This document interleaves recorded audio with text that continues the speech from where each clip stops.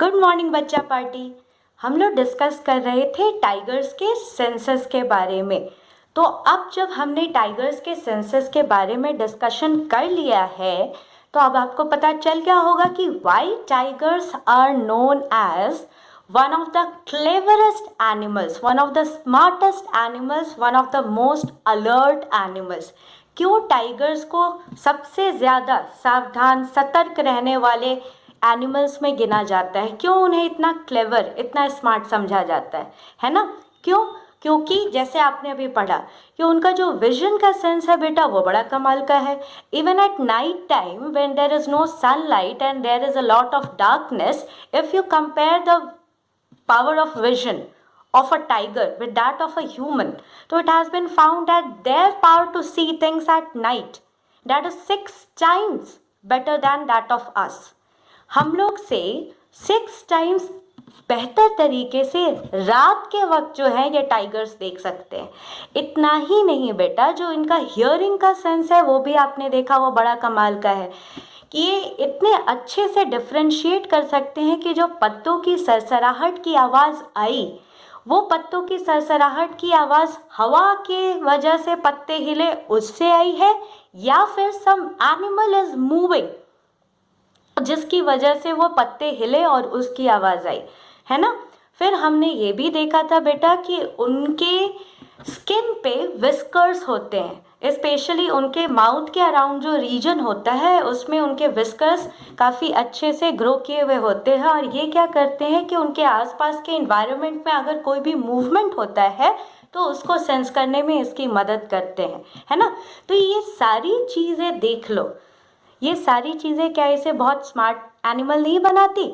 अपने टेरिटरी को मार्क कर देते हैं, दूसरा एनिमल डर के मारे उसमें आता नहीं है, यहाँ तक कि दूसरा टाइगर इनके टेरिटरी में, एक टाइगर दूसरे टाइगर की टेरिटरी में नहीं जाता है। तो इतना ज़्यादा पावरफुल होने के बावजूद, इतना ज़्यादा अच्छा इफ़िशिएंट सेंस का सिस्टम होने के बावजूद आपने सुना होगा कि tigers are in danger, tigers पे खतरा है ना। And they have been listed in endangered species. बेटा, इंडेंजर्ड स्पीसीज के लिस्ट में उन एनिमल्स को डाला जाता है जिनको लेकर के ये डर रहता है कि अगर स्पेशल केयर नहीं लिया गया तो एक दिन ये इस वर्ल्ड से वैनिश कर जाएंगे, ख़त्म हो जाएंगे, है ना। तो ज़रा मुझे सोच के बताओ तो कि ऐसा क्या रीज़न हो सकता है कि इतना पावरफुल होने के बावजूद, इतना अच्छा सेंस सिस्टम होने के बावजूद इन्हें इंडेंजर्ड स्पीसीज, इंडेंजर्ड एनिमल्स के लिस्ट में डाला गया है।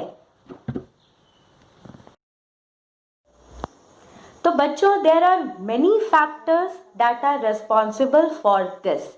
ऐसे बहुत से कारण हैं जिसकी वजह से टाइगर्स जो है वो इंडेंजर्ड हो गए हैं, जिनमें से सबसे मेजर रीज़न अगर किसी को कहा जाए तो that is poaching of tigers. Now what is poaching? Poaching is nothing but illegally catching and killing animals. Illegal का मतलब क्या होता है? Any act, any deed that is done against the law by breaking rules। कोई भी ऐसा काम जो कि कानून के खिलाफ जा करके किया जाए, कानून को तोड़ करके किया जाए, that is considered to be an illegal act। ठीक है। तो भाई जब हम मच्छरों को मारते हैं तो वो इलीगल नहीं होता। Had it been an illegal act, then police would have come and arrested us for killing mosquitoes. But does it so happen? ऐसा होता है क्या? नहीं ना। हम लोग मक्खियों को मारते हैं when we kill ants, तो क्या पुलिस आके हमें अरेस्ट करके ले जाती है? नहीं ना। आप तो देखे होंगे टीवी में देता रहता है, हिट लाइए कॉकरोच को मारिए, बेगॉन लाइए घर से कीड़े मकोड़ों को भगाइए। तो इसका मतलब क्या है कि इन एनिमल्स को मारना इलीगल नहीं है।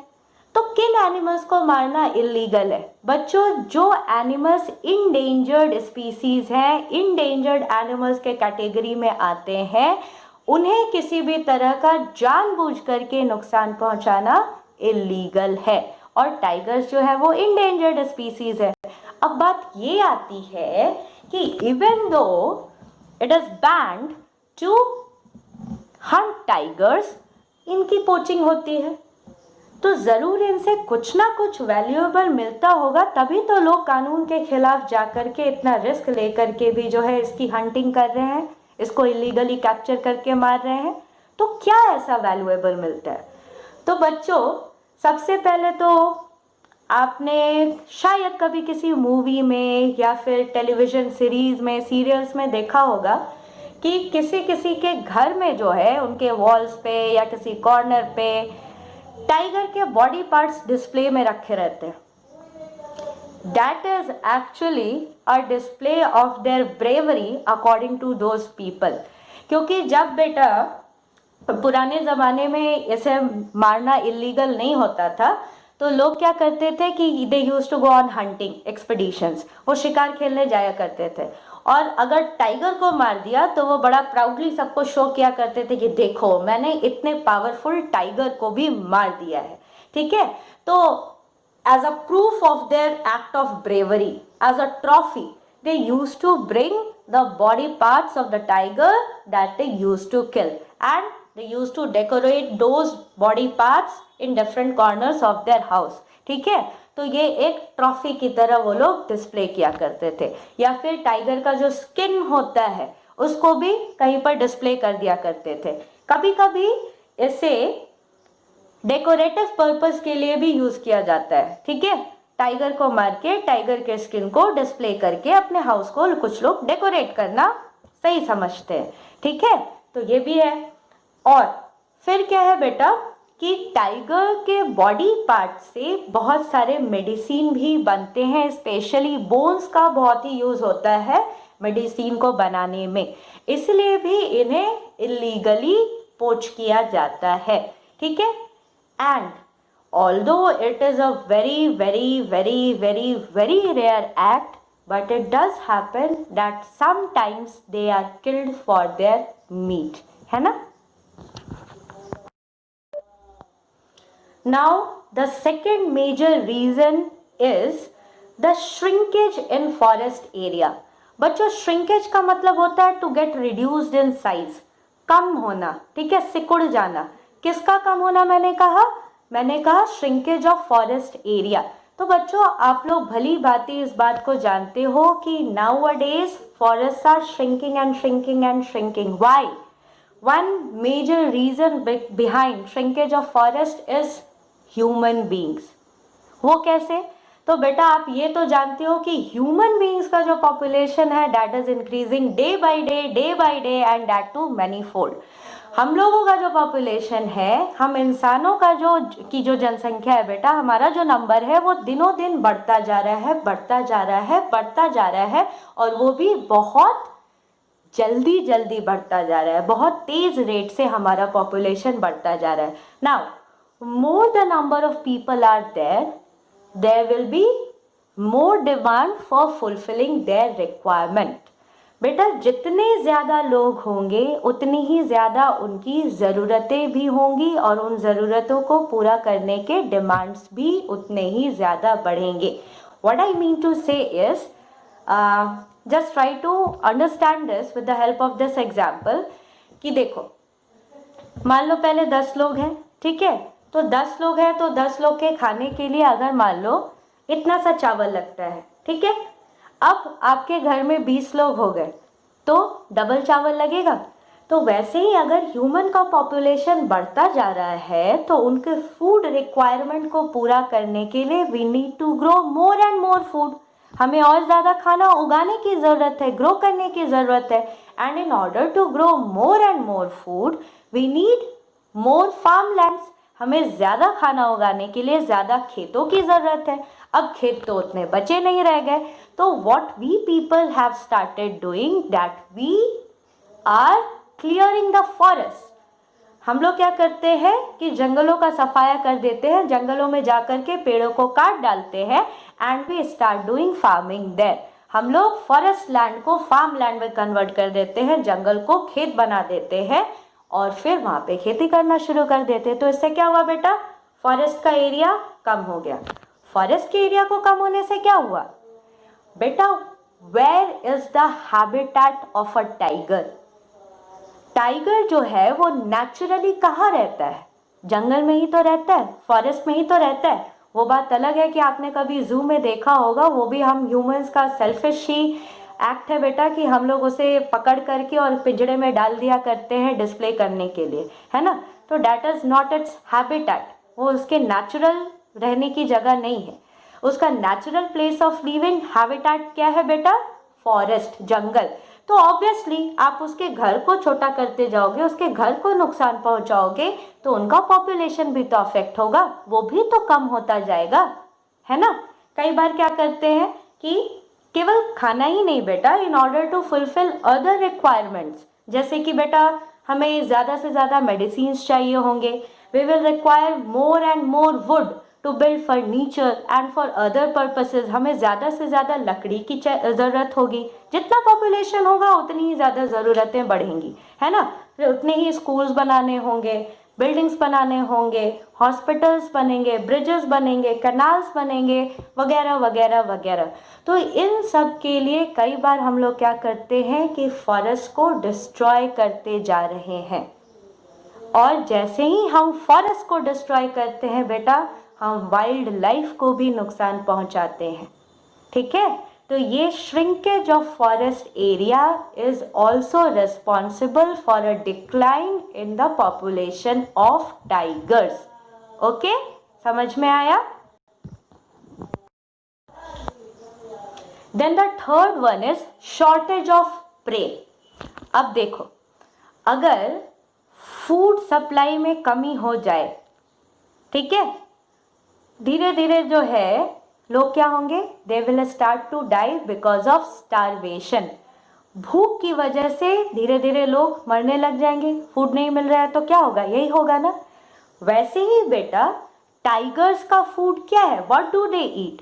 दे ईट अदर एनिमल्स। अब बहुत सारे रीजंस की वजह से, जिनमें से एक हमने अभी अभी डिस्कस किया, that is shrinkage of forest.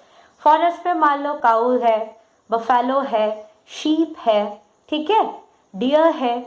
अब हमने फॉरेस्ट को डिस्ट्रॉय करना शुरू कर दिया, हम वहाँ के वाइल्ड लाइफ को डिस्टर्ब करना शुरू कर दिए, तो क्या होता है कि ये जो cow, buffalo, deer, that are actually prey of tigers, वो भी क्या हो रहे हैं बेटा, उनका भी पॉपुलेशन कम हो रहा है ना। तो जब उनका पॉपुलेशन कम हो रहा है तो टाइगर्स के लिए फूड का शॉर्टेज हो रहा है। फूड के शॉर्टेज की वजह से अगर ये ज़्यादा दिनों तक चला तो टाइगर्स माइट डाई ऑल्सो। जैसे हमें बहुत दिनों तक खाना नहीं मिलेगा तो हम भूख की वजह से मर सकते हैं, उसी तरीके से because of shortage of prey tigers are also dying. Then natural calamities or natural disasters are also responsible for a decline in their population. बेटा नेचुरल कैलामिटीज़ जो आते हैं उनसे भी कई बार इनके पॉपुलेशन को काफ़ी हद तक नुकसान पहुंचता है। जैसे कि बेटा अभी अभी कुछ हफ्तों पहले वेस्ट बंगाल में अम्फन तूफान आया था। वेस्ट बंगाल में ही सुंदरबंस भी है जहां पर बहुत सारे टाइगर्स मिलते हैं। अगर अम्फन तूफान सुंदरबन को नुकसान पहुंचाया है तो उससे टाइगर्स भी तो अफेक्ट हुए होंगे। उसी तरीके से बेटा कुछ महीनों पहले आपने शायद न्यूज़ चैनल्स में सुना होगा या कहीं पर ये न्यूज़ पढ़ा होगा कि ऑस्ट्रेलिया के फॉरेस्ट में, जंगल्स में जो है वो आग लगी हुई है, ठीक है, काफ़ी दिनों से आग लगी हुई थी, जिसकी वजह से वाइल्ड लाइफ जो है वो बहुत हद तक डिस्ट्रॉय हुआ। तो अगर वहाँ पे जिस फॉरेस्ट में आग लगी हुई है वहाँ पर अगर टाइगर्स रहा करते हैं तो ऑब्वियसली वो तो अफेक्ट होंगे, है ना। ऐसे ही मान लो कोई एक एरिया है जहाँ पर टाइगर्स है, वहाँ पे उस एरिया में फ्लडिंग हो जाता है तो that is going to affect them. तो नेचुरल कैलामिटीज जो होते हैं बेटा वो भी कई बार इनके पॉपुलेशन को नुकसान पहुंचाते हैं। Now another reason is human tiger conflicts. Human tiger conflicts का मतलब होता है बेटा ह्यूमंस का और टाइगर्स का आमना सामना होना, इनका एक दूसरे के सामने आना। नाउ इफ दिस हैपेंस फिर बड़ी मुश्किल हो जाती है, क्योंकि हम ह्यूमंस जो है we are afraid of tigers, तो we generally avoid tigers, and tigers also generally avoid venturing coming into the areas where there are human activities. humans के एरिया में टाइगर्स भी आना अवॉइड करते हैं, but sometimes it does happen कि tiger जो है घूमते फिरते फॉरेस्ट से बाहर आ जाता है और एक्सीडेंटली कई बार वो ऐसे रीजन्स में घुस जाता है, ऐसे एरियाज में चला जाता है जहाँ पर ह्यूमन पॉपुलेशन है, ह्यूमन एक्टिविटीज़ है। अब क्या होता है कि इंसानों ने जैसे ही टाइगर को देखा वो डर जाते हैं, और टाइगर्स क्या करते हैं कि उनके लाइफ स्टॉक पर हमला कर देते हैं कई बार। लाइफ स्टॉक मतलब बेटा हम ह्यूमंस जो हैं वो काऊ को, बफेलो को, शीप को, गोट को, इन एनिमल्स को कई बार रखते हैं ना, तो उन पे यह टाइगर क्या करता है, अटैक कर देता है। If such thing happens, then it is going to cause loss to human beings. ठीक है, क्योंकि हम जो रखते हैं, अब मैंने गाय को रखा, ठीक है, अब गाय को अगर वो टाइगर अटैक कर जाता है तो मेरा तो नुकसान हो जाएगा। तो जैसे ही लोग टाइगर को देखते हैं तो कई बार क्या होता है कि वो उसको डरा करके भगाना शुरू करते हैं, और कई बार पूरी भीड़ लगा करके वो उस पर अटैक भी कर दिया करते हैं। और टाइगर भी क्या करता है, वो काउंटर अटैक कर देता है अपने आप को बचाने के लिए। तो इस तरीके से ह्यूमन टाइगर्स कन्फ्लिक्ट की वजह से कई बार humans also lose their life and tigers also lose their life. ठीक है बच्चों, not only tigers but there are many other animals also that are killed just for their body parts. बच्चों, tigers के अलावा भी ऐसे कई बर्ड्स हैं, कई एनिमल्स हैं जिनको महज उनके बॉडी पार्ट्स के लिए मार दिया जाता है। You have seen those lovely white tusks growing out of the face of the elephant. आपने हाथी के सफ़ेद दांत देखे हैं, इतने लंबे लंबे, जो उनके फेस से ऐसे बाहर की ओर ग्रो किया होता है। Just to get those white tusks elephants are killed, और उन टस्क्स को यूज़ किया जाता है डेकोरेटिव पर्पस के लिए। उसको डेकोरेटिव पीस बना करके डिस्प्ले किया जाता है, उस पर कार्विंग की जाती है, नक्काशी की जाती है, फिर उससे छोटे मोटे आर्टिकल्स बनाए जाते हैं दैट आर वेरी कॉस्टली। और इसके लिए जो है मार दिया जाता है एलिफेंट्स को, स्नेक्स को, क्रोकोडाइल्स को मार दिया जाता है उनके स्किन के लिए। उनके स्किन से एक्सेसरीज बनाए जाते हैं, पर्सेस बनाए जाते हैं, वॉलेट्स बनाए जाते हैं, बेल्ट्स बनाए जाते हैं। बस इन चीज़ों को बनाने के लिए, उनके स्किन लेने के लिए इन्हें मार दिया जाता है। बेटा आपने राइनोसेरस का देखा है ना, यहाँ पे जो सिंगल हॉर्न रहता है, उस हॉर्न के लिए उसे मार दिया जाता है। फिर आपने मस्क डियर कभी सुना है? बेटा मस्क डियर जो होते हैं उनके पास एक ग्लैंड होता है जिसको मस्क ग्लैंड कहते हैं। उस मस्क ग्लैंड से एक सिक्रीशन निकलता है जो कि बहुत ही फ्रेग्रेंट होता है। उसका स्मेल जो होता है ना, उसका जो सेंट होता है वो बहुत ही अट्रैक्टिव होता है, बहुत ही अच्छा होता है। और बस उस सेंट को लेने के लिए मस्क डियर आर किल्ड। बस सेंट बनाने के लिए, परफ्यूम बनाने के लिए, उन मस्क डियर का मस्क ग्लैंड लेने के लिए उन्हें मार दिया जाता है। क्लास 4 में आपने पढ़ा भी था, आपके साथ डिस्कशन भी हुआ था बेटा क्लास में कि most of the varieties of silk, silk कहाँ से आता है बेटा? From silk worm. तो आपने तो देखा भी था ना सिल्क वर्म का कोकून जो अन्वेषा ने लाया था। तो बेटा उस कोकून के अंदर जो है वो कीड़ा रहता है। जब फेवरेबल टाइम आता है तब वो उसको तोड़ करके बाहर निकल आता है, लेकिन जब उसे वो तोड़ करके बाहर निकल आता है तो वो जो आप पूरा जो रेशा देख रहे थे, जो फाइबर देख रहे थे, that was wound around a worm, that breaks, वो तो बीच बीच से टूट जाता है उसका धागा। तो उससे क्या होता है कि लंबे लंबे सिल्क के धागे नहीं मिलते हैं और सिल्क की क्वालिटी ख़राब मानी जाती है वैसी। तो वो ब्रेक ना करे फाइबर्स, इसलिए बेटा क्या किया जाता है कि उन कोकून्स को they are boiled in water. So those worms are just killed in boiling water, जिससे हमें सिल्क मिल सके, उसके अच्छे फाइबर्स मिल सके बिना टूटे हुए। कुछ ही वैरायटीज़ ऐसी हैं सिल्क की जिनमें उन्हें बिना किल किए जो है सिल्क फाइबर्स आर ऑब्टेन्ड। उसी तरीके से बेटा पर्ल, अब ये आप मुझे बताना कि how pearl is made, pearl कैसे बनता है, ठीक है, और उस पर्ल से हम लोग कैसे नुकसान पहुंचाते हैं ऑयस्टर्स को, पर्ल ऑयस्टर्स को, ठीक है।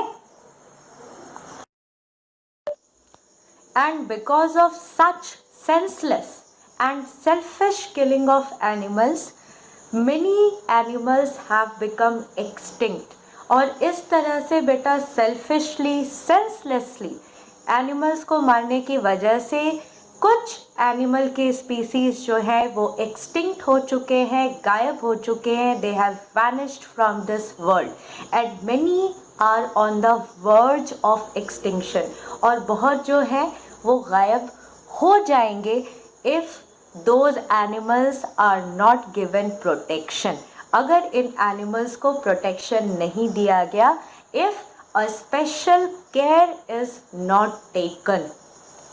तो in order to protect such endangered animals, government has created protected areas। तो ऐसे एनिमल्स को बचाने के लिए गवर्नमेंट ने कुछ एरियाज डेजिग्नेट कर दिए हैं, अलॉट कर दिए हैं कि ये this is a protected area and nobody is allowed to hunt here. कोई भी यहाँ आकर के हंटिंग नहीं कर सकता, ठीक है। तो आपको मैंने पिछले क्लास में बेटा कुछ नेशनल पार्क्स के नाम दिए थे और स्टेट बताया था कि वो कहाँ पर सिचुएटेड है।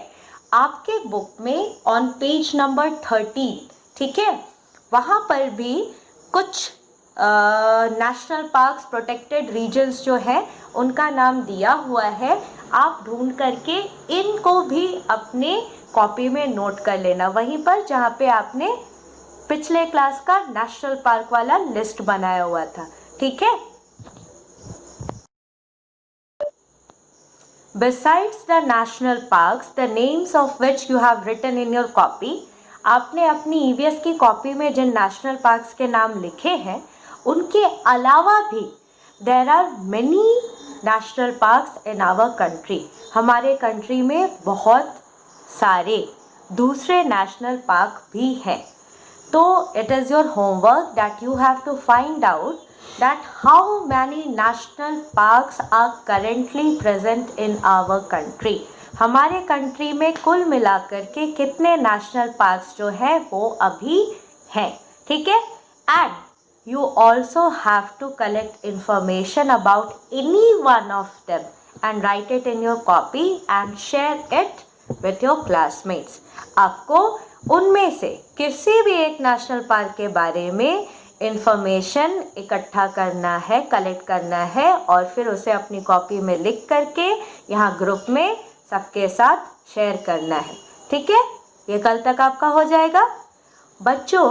Besides national parks there are some other protected areas also. National parks के अलावा भी कुछ प्रोटेक्टेड एरियाज होते हैं, जैसे कि बेटा सैंक्चुरीज हो गए, बायोस्फीयर रिजर्व्स हो गए।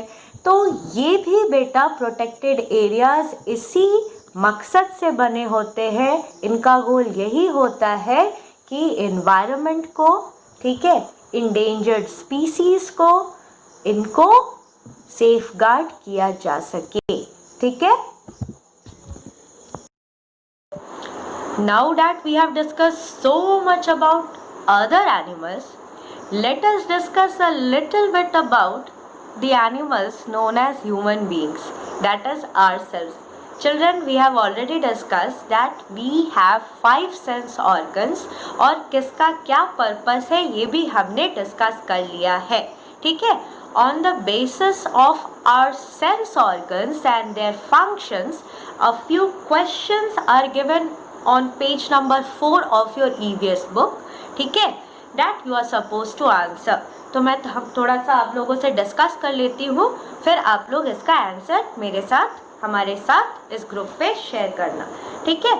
सेकेंड क्वेश्चन जो है, फर्स्ट तो हमने पहले ही कर लिया था, सेकेंड है when do you find your sense of smell helpful to you. ये जो ऑर्गन है नोज, इसका दो इम्पॉर्टेंट काम है। पहला, it helps in breathing in air and breathing out air. दूसरा इसका काम है कि it is the organ of smell, it helps to sense smell. तो आपसे पूछा है कि ये सेंस ऑफ स्मेल जो है ये हमारे लिए हेल्पफुल कैसे है, ठीक है।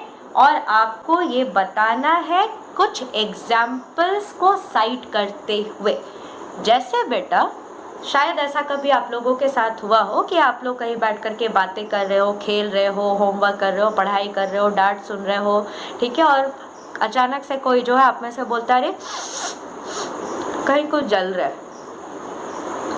तो क्या हुआ, फट से आप लोग जाते हो चेक करने के लिए कि कहाँ से आ रहा है भाई ये जलने का स्मेल, कहाँ से आ रहा है, कहीं आग तो नहीं लग गई, ठीक है। तो हम लोग जो है इस सेंस ऑफ स्मेल का अपने लिए इस्तेमाल करते हैं, ठीक है।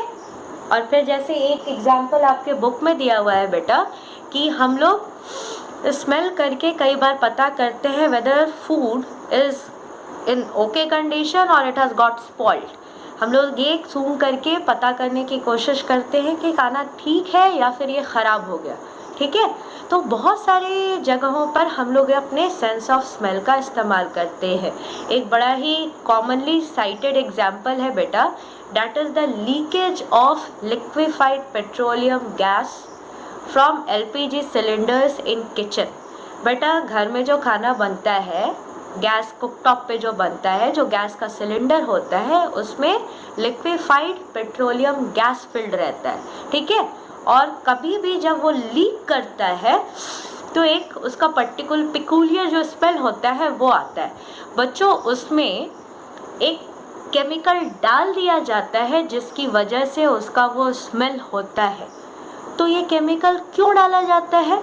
क्योंकि ये गैस जो है इट इज़ हाईली इन्फ्लेमेबल, फट से आग लग सकती है और बहुत बड़ा एक्सीडेंट हो सकता है। तो उसको रोकने के लिए जो है LPG में एक केमिकल मिला दिया जाता है ताकि कहीं पर भी अगर LPG का लीकेज हो तो उसके स्मेल से डिटेक्ट कर लिया जाए और फिर नीडेड एक्शन लिया जाए, ठीक है।